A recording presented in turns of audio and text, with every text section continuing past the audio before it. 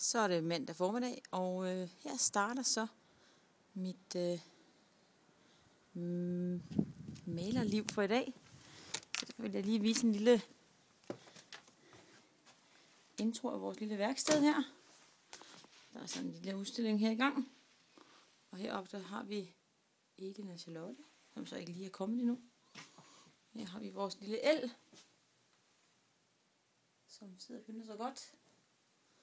Et værk af Elin Egelsen og Tanja. Vores rigtig hyggelige sofa. Og herovre har vi sådan en lille, hvad kan man sige, sådan en lille opstilling af små malerier og ting og sager. Og her har jeg faktisk allerede været i gang. Det er altså vores populære brændeovn. Og selvom man så tror, det var meget let at få den i gang, så er det faktisk temmelig svært. Herover har vi så mit sted. Og jeg er ved at lave et kæmpe bolsjemaleri her, som ikke er blevet færdig endnu, men som er i gang.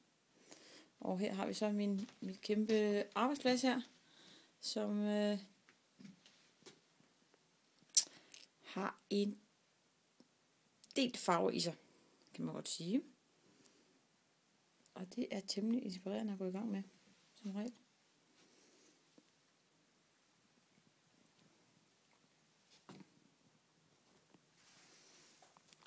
Yes. Og så herover Tanjas plads.